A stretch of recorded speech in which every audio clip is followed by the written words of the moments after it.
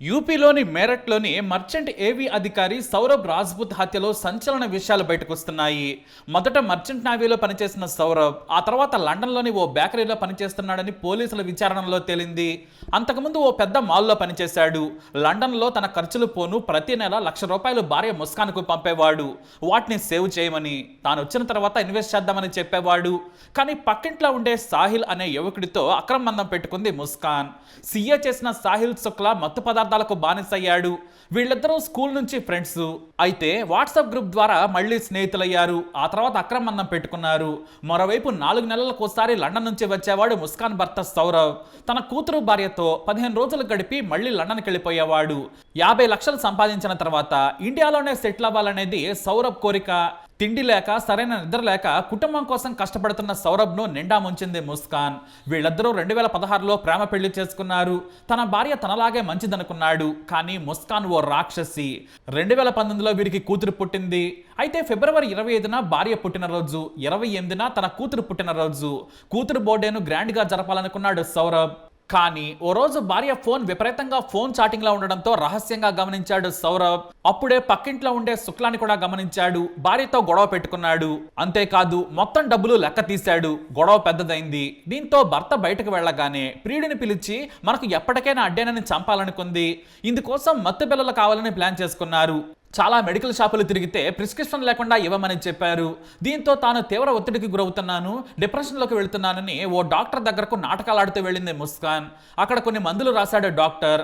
అయితే డాక్టర్ గదిలో ఉన్న ఖాళీ ప్రిస్క్రిప్షన్ పేపర్ దొంగిలించేసింది.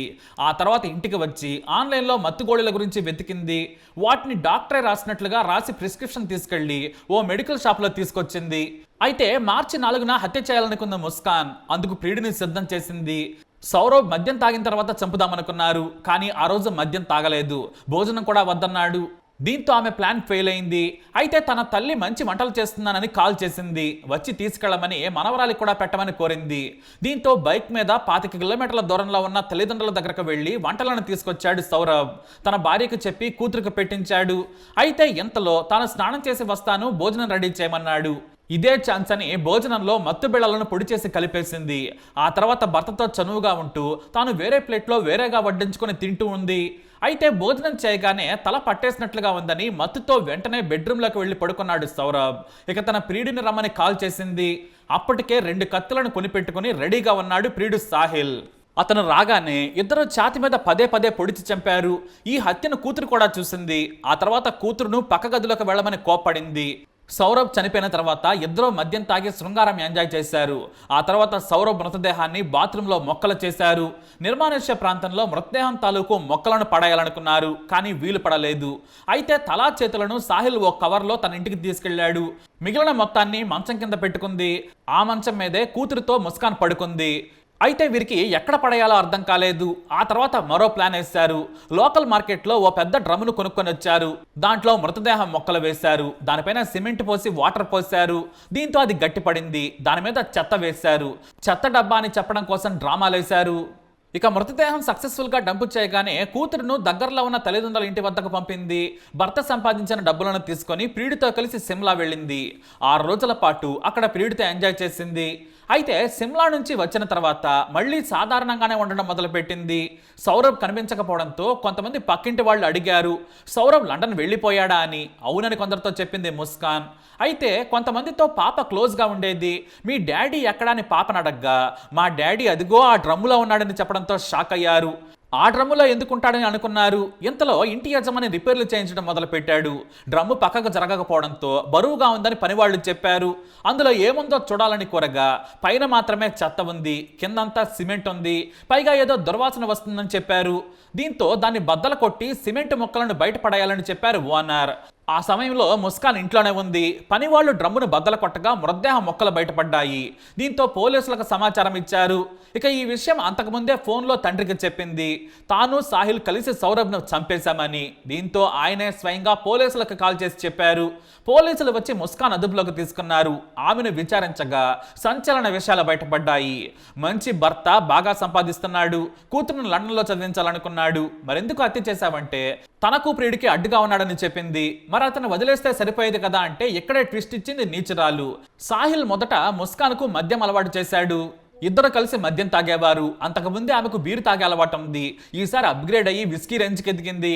ఆ తర్వాత మద్యం తాగి శృంగారం చేసుకునేవారు. ఆ తర్వాత గంజాయి పెంచడం కూడా స్టార్ట్ చేశారు. దీనికి తోడు మత్తు పదార్థాలు కూడా కొనేవారు. ఇక క్రికెట్ బెట్టింగ్లో సాహిల్ తోపు. అందుకోసం భర్త డబ్బులు పంపగానే వాటిని ప్రియుడికి ఫార్వర్డ్ చేసేది. ప్రతి నెల ₹1,00,000 పంపేవాడు సౌరభ్. ఆమె వాటిని ప్రియుడికి ఇచ్చేది.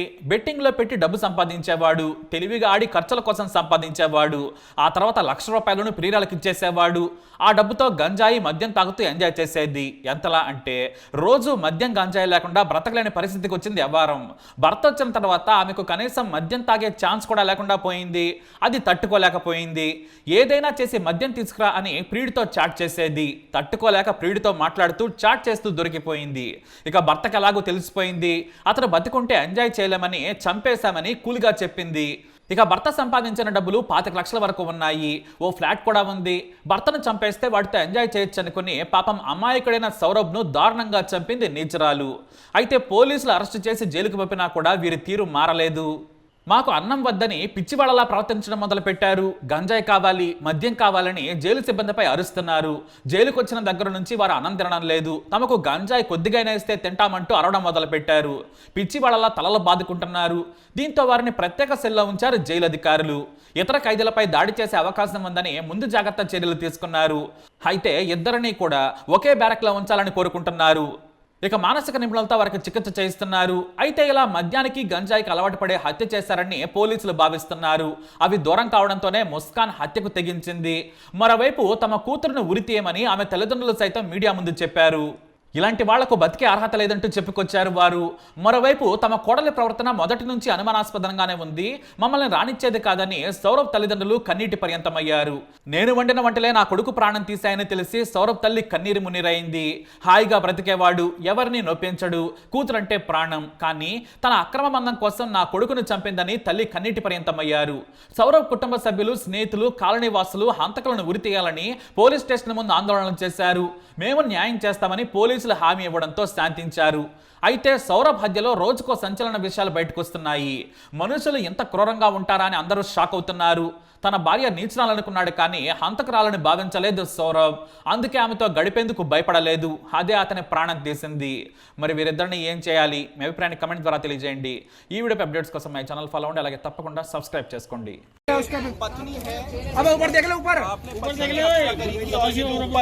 बड़े बालों में आरोपी है जिसने पीछे कर रहा है मौत के घाट उतारा है। अभी मौत कराते हैं।